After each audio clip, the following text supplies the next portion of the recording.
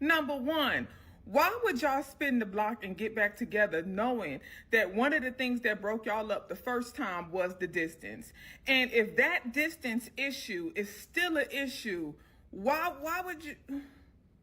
And then y'all had a, you knew that neither of y'all wanted to move to the other state, and that was a problem the first time. Y'all know that neither of y'all want to move to the other state today, and that's still a problem. So why would y'all get? Then I was like, you know what?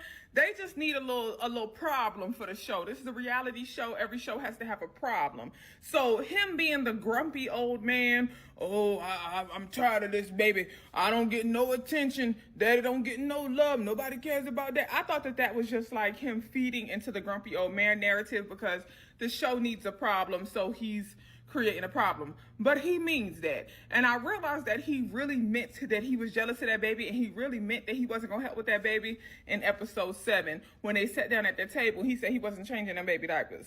And it wasn't him saying it, it was her response to it. When she said, I don't understand how you could sleep through the night when he's crying. How do you sleep through him crying? And she clearly was dead serious. And even when he tried to crack a joke, he was like, oh, y'all be up in the middle of the night? Ha ha. She was like, how?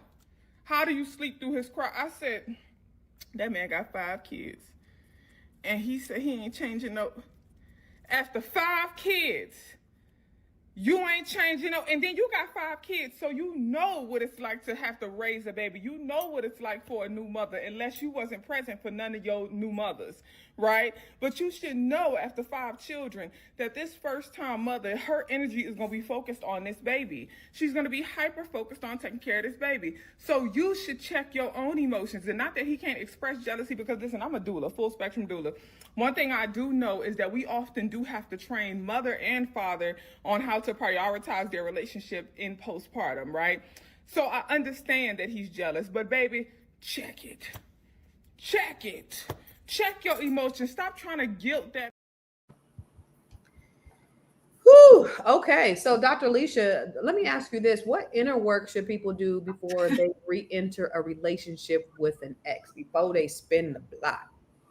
Oh, I forgot about the fact that she went back to the ex. They dated and she went back to him.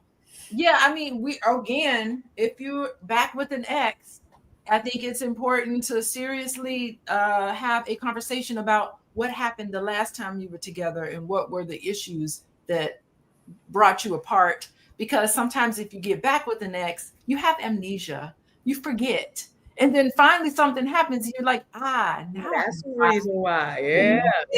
And did they just run past these conversations that should have been had? Are they struggling to get on the same page? Do they need to really listen to what each other is saying?